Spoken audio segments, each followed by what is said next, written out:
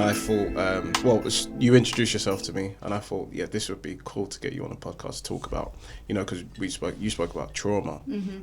So yeah, it was very interesting the way you delivered the inset, but also just trauma itself, and people not understanding what the side effects of trauma, how trauma comes about. So I thought it would be cool to get you on here to talk about it, really. Yeah. And obviously the work you do with the NHS and the NSPCC. So yeah, floor's yours, really. Well, I suppose my main interest is probably trauma-informed practice and trauma-informed organisations as well, because I think, like you were saying, I think a big part of it is if we were educated from a younger age, just understand how our brains work and how to humanise ourselves, I think is a big part of it. I think our mental health in general will be so much better. I think that there is so much that we're taught in society about what we inverted commas should be and how we should feel, and actually it's really deeply problematic because it dehumanises us. So instead of us going, okay, well, as a human being I'm going to try and survive and be safe, and there's all of these ways that I might do that, and actually as a human being I'm going to experience every single feeling that you could imagine, because that's why we're given them, to experience them. And there's so much around, if I think even like looking back when I was little and how we were brought up, was that there's good feelings and bad feelings. And you're like, well, no, hang on a second. They're just feelings. It's more the judgments that we put on our feelings that make them a problem for us. And just noticing things like that, it's just like this almost domino effect of, that creates so many problems. Because we're trying to not be human most of the time because of that. Do you find that? Yeah, I feel like what you said is so true about emotions and how we see some emotions as like bad emotions and we constantly try not to feel them. Or when we feel them, we feel kind of bad for feeling them instead of understanding what this might be trying to tell me and how I can move through it. And I agree with you that, in schools and education, young people need to be learning this from definitely a younger age. And I was going into the trauma thing. I think also teachers, I think they have a huge job on their hands, but also, they are responding from their own internalization of what these students are doing. So if a student is maybe acting out a certain way, they might see it as this student is misbehaved and this student is just a naughty student. But I think even us as adults understanding our emotions more will help like understanding young people as well, like students. I think and obviously with the school that I work at, they're trying to champion that, with the I've forgotten it off now, the ethos and the core values that they promote at the school, and I totally agree. Getting children or young people to understand their emotions, and just not be afraid to even dive into what that means and what that looks like.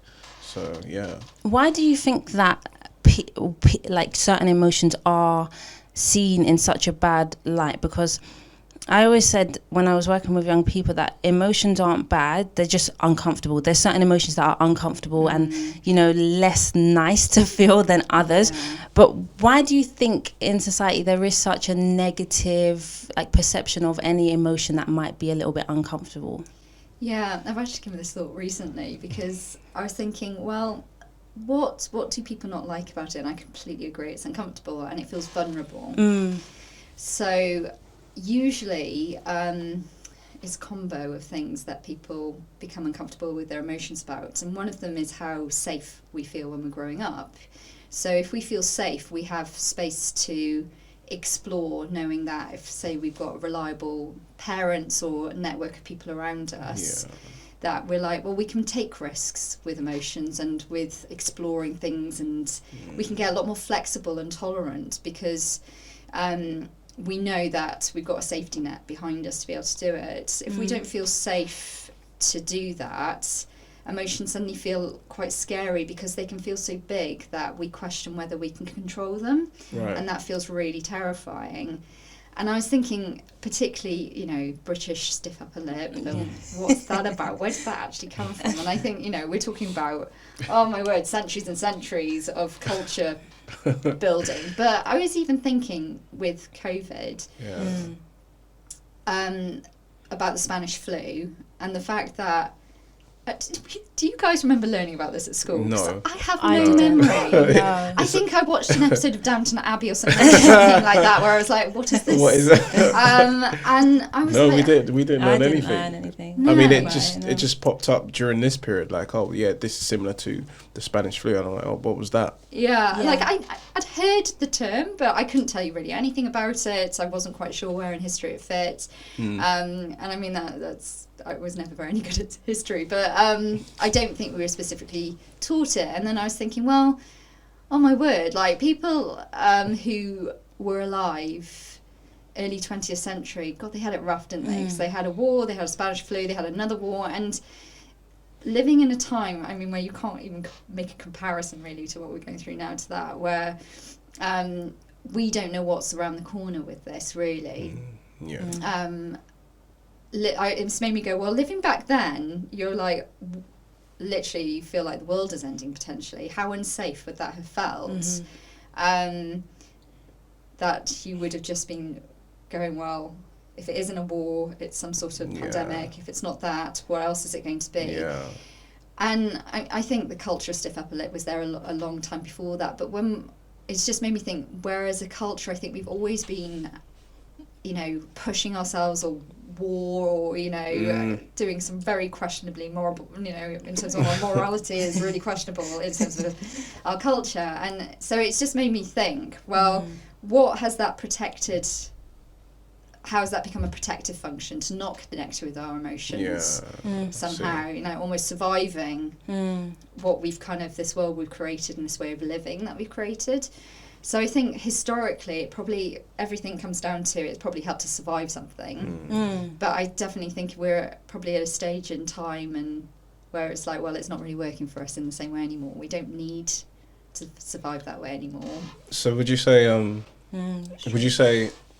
because of all of that you've mentioned, that we have no choice now but to actually dive into like our emotions, how we actually feel and how things affect us? I think we've been in a period of time where there's been relatively little threat in terms of, you know, I think most of us feel, you know, quite comfortable. I feel like touching wood here, like that we're not going to go to war tomorrow or anything like that.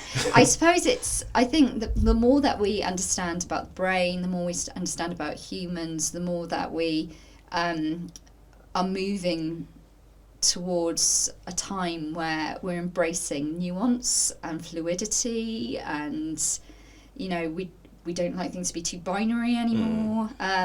It's opening up opportunities for us to be more nuanced in how we process and think about feelings too. I think maybe there's opportunity for us to feel a bit safer, maybe to get a bit more emotionally literate. Yeah.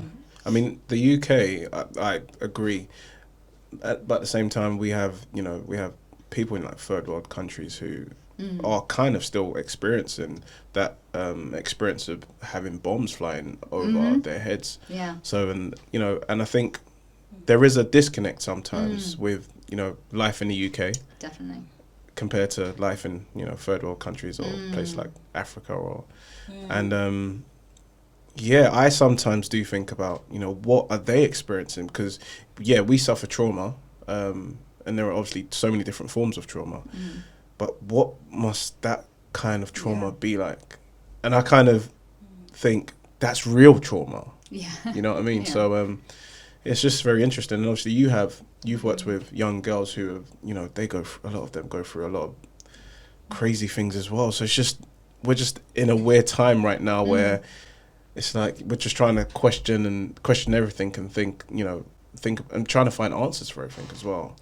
And I think when we talk about this a lot, don't we, about how, you kind of go through this system, like the education system, and then all of a sudden you're an adult and you don't know anything about yourself, your emotions, like how to process things, because your mind has been focused on intaking a lot of information. That is, it's important, but I think we're moving more towards now where we're understanding a little bit more, obviously, than before, how important mental health is, emotional well-being.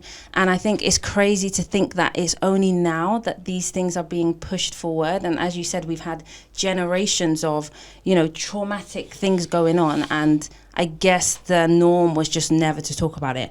And we are being raised, well, I think for all of us in here, by a generation that speaking about your emotions is vulnerable and it's almost weak and all of that, and then we take on obviously how our parents teach us, and that's how now it's up to this generation, well, not just up to this generation, but for us to kind of break that cycle where we're able to have conversations with our children and able to be vulnerable with them. It doesn't have to be, I'm the adult, you're the child, you don't know anything, I know everything. And, it's so like, true. As we move through this, it's about us all knowing that we are all connected. Like you mentioned, the things that are going on in the other countries, and we feel like it's so separate from us, but essentially we are all connected in some way.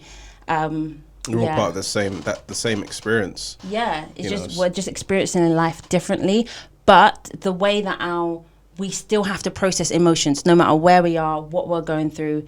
We still have, like, when the girls that I work with, they might not have like bombs and that kind of thing, but then they've got their own experiences that are informing their behavior, and these things are just left under the surface, never spoken about, never discussed, And you have that defense mechanism. It's like a subconscious defense mechanism, because you spoke about that actually at the inset, and you said, I can't remember what you said specifically, but it's you mentioned something about like a wall being built, and it just goes up straight away, and until you start to knock it down, you don't even know what's behind that wall. So absolutely, it's interesting as well, isn't it, that you talked about connection, and it's so important in all of this in terms of what makes us feel safe. And again, as human beings, it's such a fundamental human need to feel connected to one another. And again, we're living in a time where the world actually feels quite a small place in many ways because of technology, mainly, in terms of the internet has opened up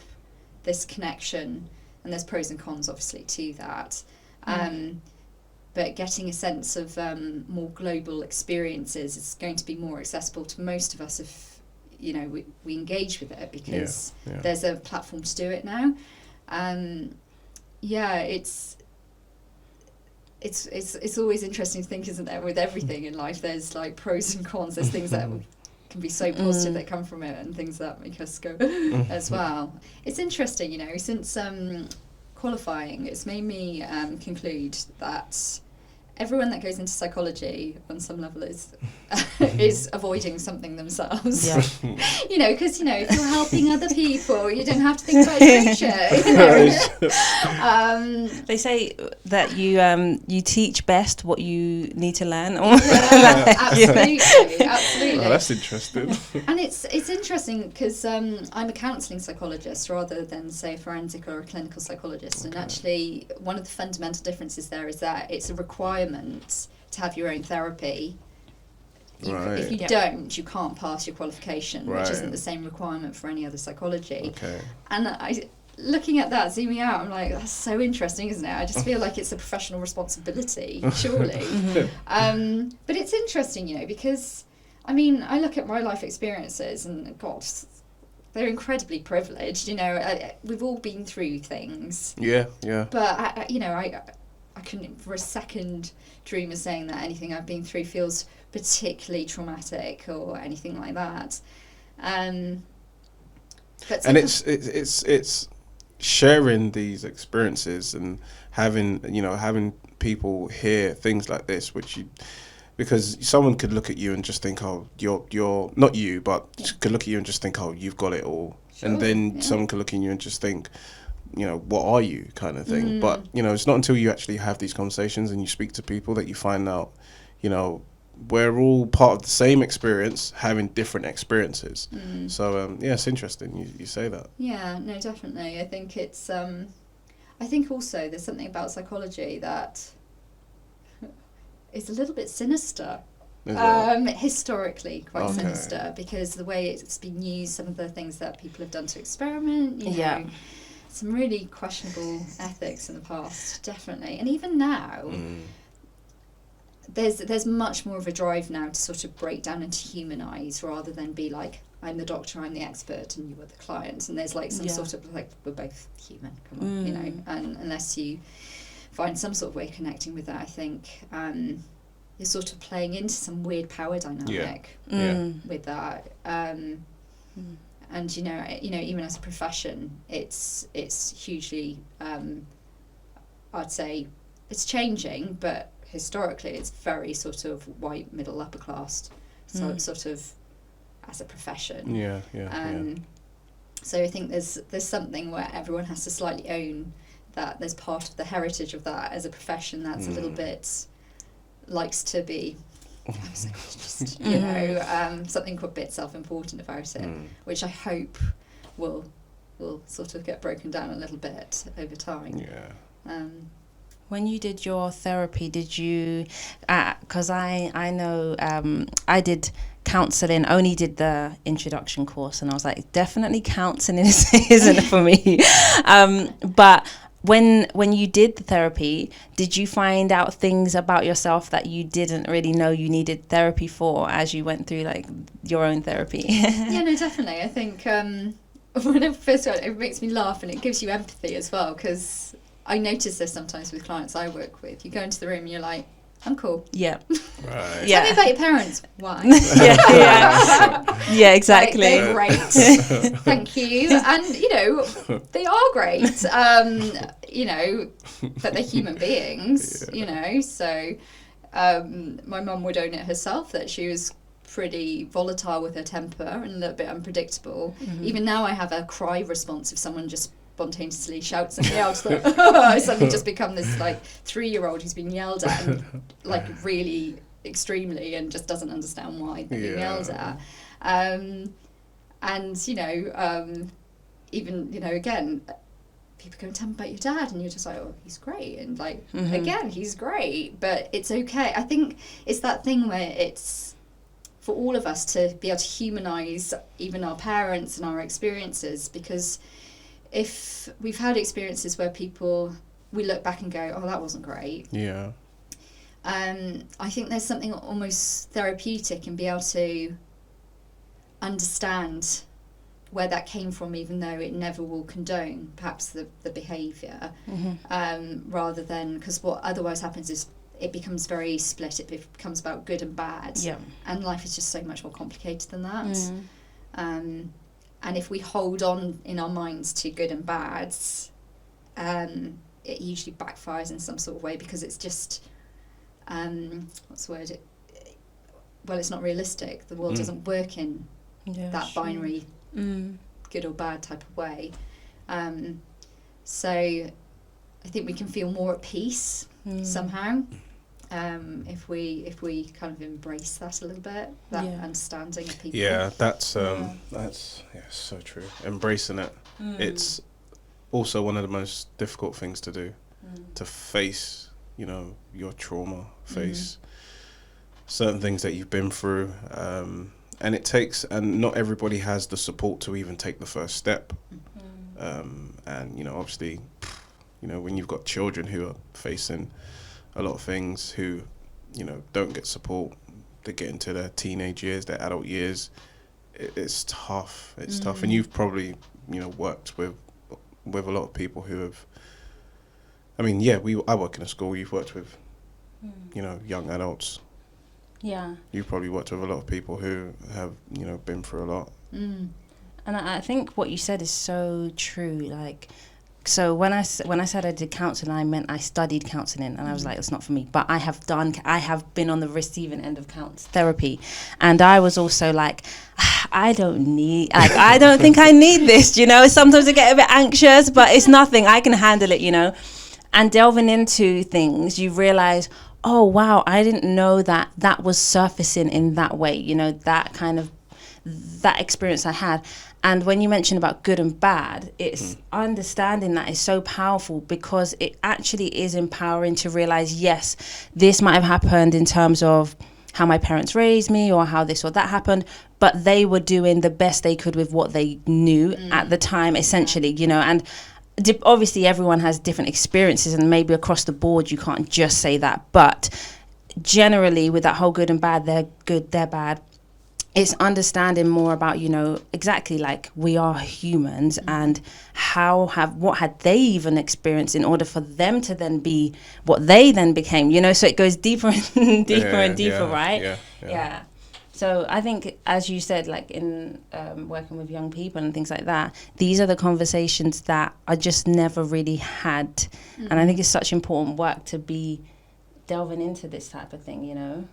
100%. Yeah, definitely. Because I was thinking about some of the trauma work I do, and particularly some of the adults actually I work with in my NHS role,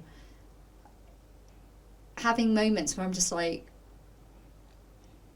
just dumbstruck really, in terms of how incredible people are, how strong they are. And the interesting thing about, I find, with trauma is that you meet people who feel a wreck, and they will tell you, I'm so weak, I'm all of this, and then you like look at what they've been through and the fact they've survived it and they're still overall functioning. You're like, no, you were nails, like the fact you've survived this and you've got through it, and you're seeking help. And you know, some of the trauma therapies are really tough, you know. It's about processing and connecting sometimes, you know. It's all about safety first, you know, getting that down. But if there's a particular therapy called EMDR. Right. Yeah, I've heard of this. Is it the eye movement one? Yeah. Oh my gosh, yeah. I was just talking to someone last week about this, but go on. I want to know. Basically, simplest way to put it is that because part of trauma is that the memories get stuck in time, really. It feels like the memory is not put in context of, that happened like 20 years ago on this date with this person. It feels like it's constantly happening. Right. And it's carried in your body and in your brain as if that threat is still present in the same way. And that's essentially PTSD, and that's why flashbacks and all the rest of it happen. So the first stage you should always do is stabilization and resourcing, and try and help that person feel safe in their body, because it's sort of going to that very primal part of the brain that is, the body believes it's still under threat. So you want to try and do things to try and make the body feel safer. Yeah. And that could be mindfulness, imagery, yoga, great one, even some martial arts, etc. More and more research is going, right, this is what we have to target first. What you don't want to do is just get that person to talk about their traumatic experiences, because they just relive them. EMDR is about people processing the feeling and the state that came with, like, the experiences, and it's painful, really painful, and very effective though with the right clients, because it helps process that into the right memory place, to be able to put it in context, to sort of be able to go, that was really bad, obviously I prefer it didn't happen, but I know it's past, is essentially what you're aiming for there, them going, the threat has passed. But to get there, it's almost like foot down through the tunnel, and people's responses while they're going through it can be, you know, being sick, can be wetting themselves. I mean, these are extreme, but, you know, people have to be prepared that if they're going to do that, sometimes it can be really, really quite painful. And again, it shows, you know, sometimes I think if you took someone who hadn't been through trauma and asked them to do an equivalent of that process, they just wouldn't be able to. So I think there's just this real strength of survival a lot of the time. And helping people connect with that is a huge part of the work, actually, to recognise their own power. Yeah. And when I think that's why, going back to like trauma-informed practice, trauma-informed, you know, I went to a talk and the guy was talking about trauma-informed classrooms, and just even the simplest little things like shouting at a kid, it can be so traumatic because it can trigger certain experience that you don't even know anything about. And I was just thinking, wow, like this is a quite a big job, because they say that you'll be hard pressed to find a classroom where a young person hasn't experienced trauma. So how do we, I'm not a teacher, but I mean, how can we kind of create more of this trauma-informed curriculum? Curriculum or experience for the young people? Absolutely, because it feels like, again, our curriculum really is a bit outdated, isn't it? You know, I agree. Having some space to think about, well, let's understand us as humans, our mental health as a consequence of that. Even intimacy and relationships is a huge one, because, you know, there are challenges to that sort of human connection now, and the way that, again, the internet can be used in that to help but also hinder in some cases. And having more space to allow that to be something that we value in terms of developing. And I feel like society kind of needs, is perhaps it's moving somewhere, but, you know, society kind of needs to develop a bit like our human brains will develop to get a bit more sophisticated and nuanced. Society is a little bit behind that, and we need that education to and to heighten awareness and give people a language, because one of the things we talked about at the school was, how do we have a language to understand what happens when our threat system goes off, and to be able to spot it, and what are the automatic responses to that, because it's suddenly the difference between why is that child being a nightmare to what's happened to that child, what's going on, how do I put this into context, and what do they need, because otherwise we get pulled into our own traps based on our own experiences. So such a huge part of it, as well as, you know, as teachers and adults, us knowing what our own things are, because we'll be projecting them into the kids. Exactly, because it's about us and knowing like how we see the world, and how we see, like I always say, a certain look. You could look at me a certain way, and I could internalize it like, you don't like me. Did you see the look? That same look, you could look at Cara and be like, yeah, she's such a nice person, you know. And we have like these internal representation systems that are just processing information all the time. And as you said, like, instead of, you know, one teacher might look at a child and be like, this child is so unruly, like, you know, they're bad parenting, and another teacher might, you know, having only through this education and only through the awareness, see actually what's going on deeper, because there's always something deeper, right? Even with all of us, whatever our behavior is, there's always a deeper reason to it. And I just think, we have to,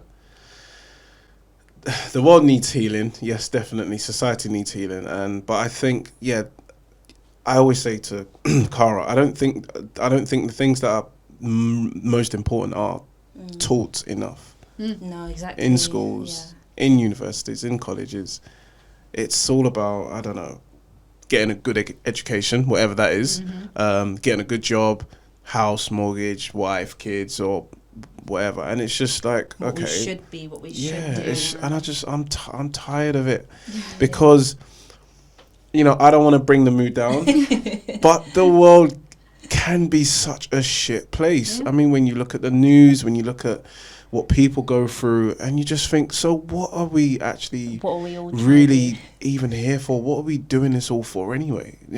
If, you know, people are going through all of these crazy experiences, you've got people doing crazy things, you know, what's the point? But then is it over... Like, do we, because you got to think, media and everything that we're seeing is only projecting onto us a certain view of the world, and I guess we can get caught up in this belief that this world is a horrible, terrible place. And but I mean this in the sense of, you know, it does put out, you know, this is what beautiful looks like, and you know, this is what happiness looks like, and this is what you should aspire to attain, and things like this. And I just think, but that's not really how it goes. I feel like it's also a bit of a symptom of a threat response. So, like, usually if we feel threatened or we're trying to survive things, we want things to have clear order, you know, and also it activates all these power sort of functions as well. You know, everybody has to feel like they're finding their way of having one up or finding their place in things. And so true. It feels as though the fact that, going back to, I suppose, the education, why is it that, you know, something that's really quite archaic now gets stuck to? It's because the alternative feels maybe a bit threatening. And maybe threatening to people in power. Of course. You know, the idea of teaching children how to be emotionally more intelligent, maybe learning a little bit more politics and how that all works. You know, they're just like, no. Why would we want that? And I think it's almost there becomes a status quo for those in power. That I don't think it's even conscious, that it tries to be protected because that feels, you know, to keep kind of safe. And I think as well, you know, it's my way of sort of thinking about kind of that deeper existential what is happening to the world stuff is that I suppose I feel like, because everything in the world is about balance, so there's I say that a lot, equal amounts of, you know, good and bad and all the things between of every extreme. And it just takes on a different face, if you like, for each generation where that gets interpreted. And it might take on hopefully a different quality, so the level of harm isn't quite so severe, maybe. But and I think sometimes we get pulled, don't we, towards the, oh my gosh, all I can see right now is the really dark side of this. Where the hell is the light gone? It will be there. It's just we can lose sight of it. Yeah. It's like every generation thinks that, you know, when we think about, I don't know about you, but I wouldn't want to have lived through the World War or through, you know, and like every generation has its own basically share of the negative, doesn't it? And they still manage to, you know, I don't know, we're still here, aren't we, after everything that's happened, you know, so I don't know. I guess it's about being okay with not knowing everything and just finding how you yourself can, I guess, bring elements of your passions to the world, the things that you love to do. And, you know, I don't know, we don't know what happens, but I guess when you live once, as far as we know, and and it's like, well, you get what you're given. No, but I was going to go back to when you mentioned, because I was thinking about the programming, going back to, I'm just so into like this whole brain thing, and you mentioned a lot about like the old systems, and I think it's like the fight or flight, because generations, we are hardwired, right? I guess our brains form, and then we're hardwired. So back in the day, where whenever something was new, it might have been dangerous or harmful, or it could have been, you know, let's think, a bear or and then your body's response is fight or flight. So we have this natural kind of coping mechanisms within us that I think, as you mentioned, like now in today's society, they aren't needed, but it's not, we don't need to respond the same way to certain things, right? And we haven't learned a new way, an alternative way. So when we see something new or something different or something we don't understand, our bodies go straight into like, this isn't safe, and your brain is like, it just wants to keep you safe, right? And I think, as you mentioned, in order for us to change and move forward with the education system and all of these other things, it is going to take a lot of like people just being like, you know what, we can't, you know, because in a matter of 6 months, how much has life changed, you know, and we've had to all respond. And I think moving forward from this, hopefully there will still be, you know, there will be positive change from I'm hoping this crazy moment that we're in at this point in time. And change feels like it's also sped up because of technology and how rapidly it's growing. There's almost like a distortion as well, isn't it? In terms of the rate that things can change now, because it's almost like through the discovery of certain technology, it opened this sort of avalanching door, you know, don't know what that is, avalanching door. We get what you mean. Avalanching door. Of a platform to build from. So if you think, you know, don't know how old you guys are, but, you know, I'm sort of late 30s, so I remember not having a mobile phone. Yeah. And... So do we. Yeah. Okay. Yeah. That's reassuring. Just about. And how... If I would go back to my childhood self and look at the technology now, that's just like mind blown, you know. It is, yeah. Whereas in terms for our parents' generation, the progression of technology was just much more gradual, wasn't it? Like, it's like, oh, a colour TV, you know, if you're lucky, rather than now the technology's there, it just feels like everything's ramping up. And how quickly then can the human brain keep up with that rate of change? I literally don't know. It'd be really interesting to see how that plays out. But actually, because it's opened up so, you know, our connection with the wider world, you know, it makes me wonder, you know, how quickly our minds will be able to sort of adjust to it. Yeah, and adapt, and, you know, perhaps there's something about, you know, how emotionally intelligent and our sort of emotional development that sort of aligns with that somehow, because we have more ways of reaching out to more people, wider experiences, to challenge each other in a way that, you know, used to be, if you've got a complaint, you write into a newspaper or something, or points of view on TV maybe. Whereas now you've got platforms like Twitter, and everyone's constantly challenging and thinking and ideas, and don't get me wrong, some of that's so unhealthy. But, you know, it is prompting everybody to get into this sort of mindset of thinking. Well, let's think. Yeah. You know, that's true. But I mean, you obviously you work for the NHS and NSPCC. Are you happy with how it's run? Is there anything? Imagine she was like, "Well, I'm glad you asked." So my boss. I mean, is there anything that, you know, you would like to see more of, or what kind of direction is the direction healthy? Is it good enough? Obviously, there are always things that can be improved. Well, you know what? I think actually, broadly, any organisation or system, be that a school, NHS, a business, when you get multiple people, the same threat responses that you notice in individuals function, but I'm laughing because I will always get to a point in a conversation where I will use the word systemic. And my friends, I think there was one particular boozy night where I was like, blah, blah, blah, systemic. And the next night they were like, was it systemic? So smiling to myself because it was just a matter of time before I mentioned it. But what I suppose I'm saying is that I think the next step is not just about understanding and spotting how threat operates in individuals, it's around how it operates in systems. And there's a really interesting piece of research, I think it's called something like Containing Anxiety in Institutions. I mean, really sexy title, right? And I remember having to read it for my doctorate and being like, oh, this sounds so boring. And I've read it, and it's the one that stuck in my mind because it was looking at hospitals and nurses' experiences.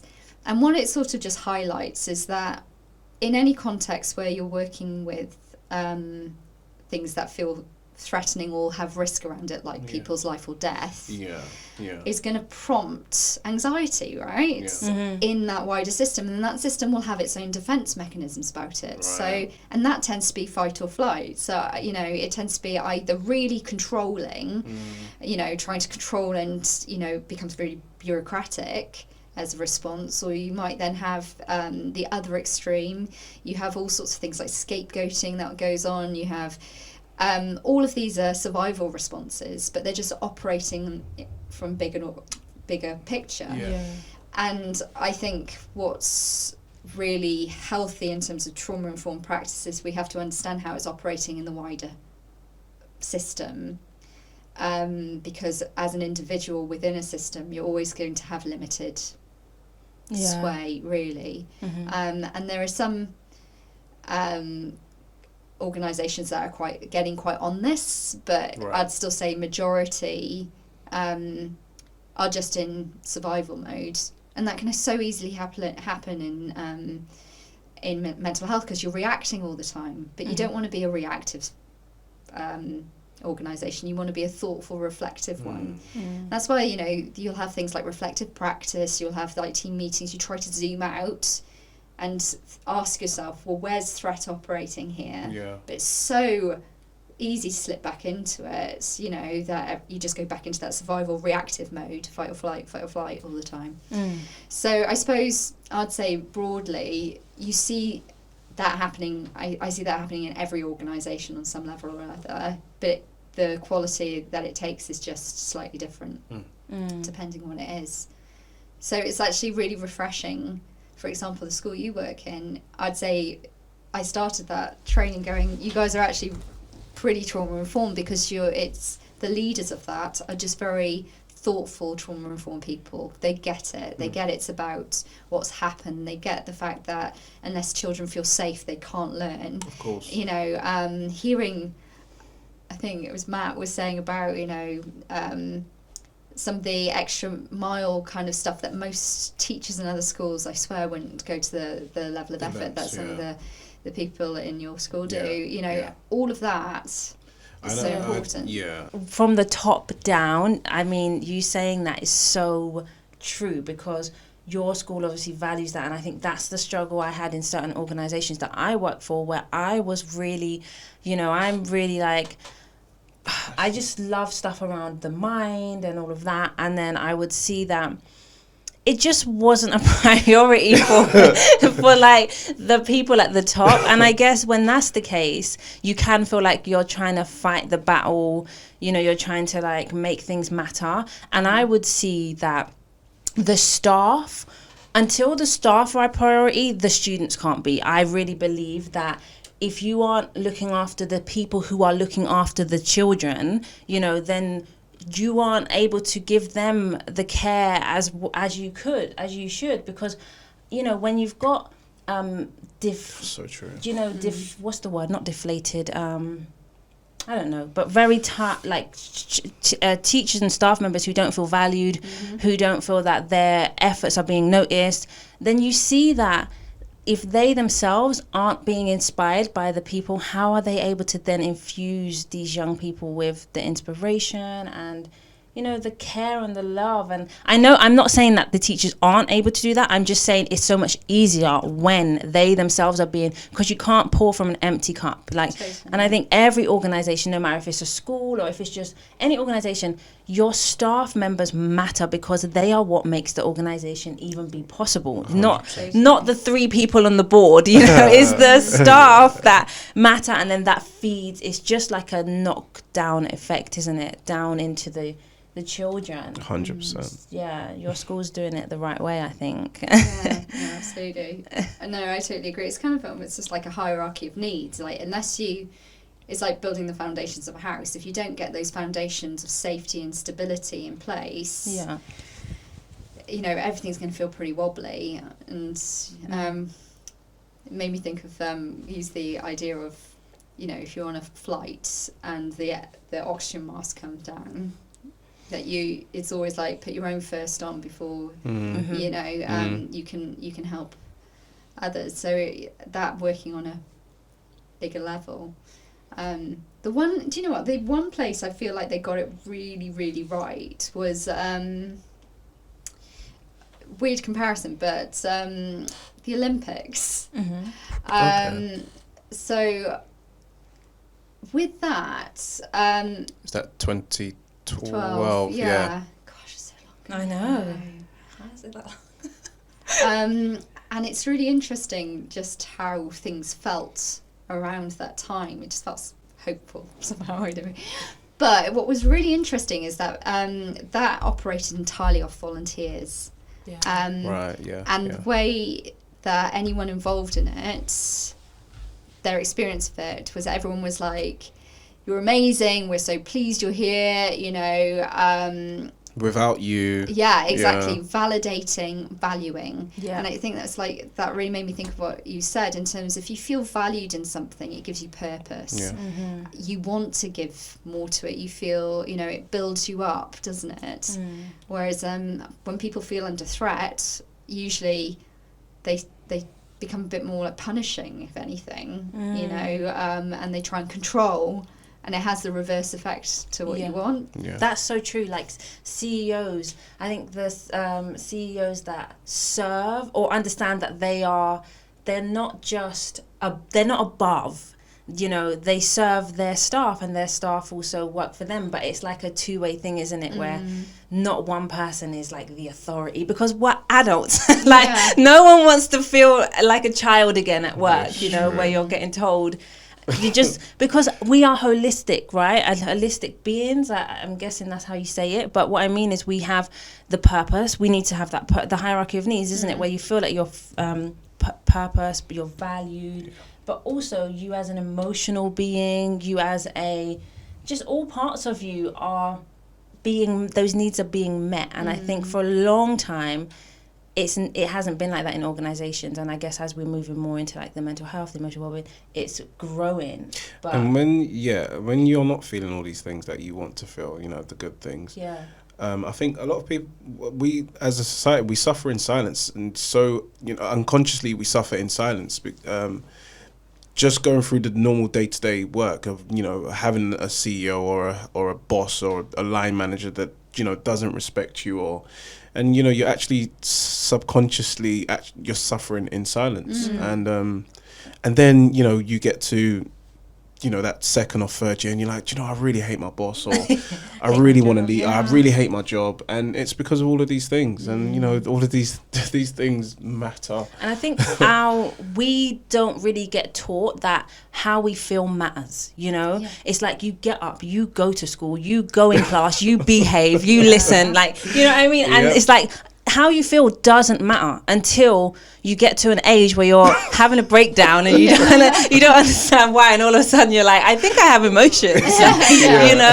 And that's why we end up in these situations that we don't like, when we're not being valued, and we think it's okay because we haven't been taught.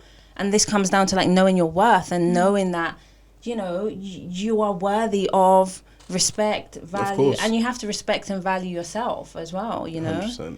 Yeah. Before we wrap up, there's so much more that we could talk about. Obviously, like I said, the platform is about inspiring people and having these types of conversations put out to people who might not necessarily hear them, and people listening who, might not necessarily hear from people like you.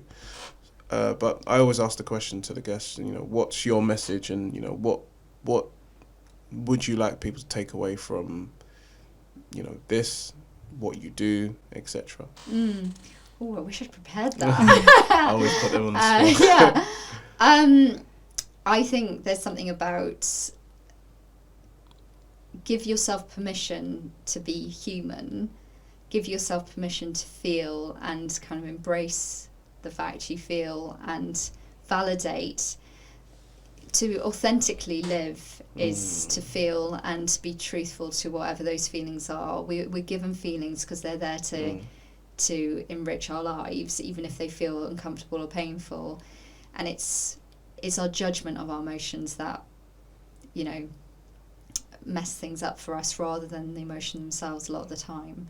So probably that's so something true. like that. That's very true. And I suppose it's just going back to your one, Cam, it's all about balance, and finding that balanced space where we're able to create enough safety for people to feel uncomfortable, to be able to tolerate the discomfort of things. Because I think sometimes also people mistake that it becomes a pendulum swing. It's like everything has to be about safety and almost pandering to fears. It almost becomes a problem to the other extreme.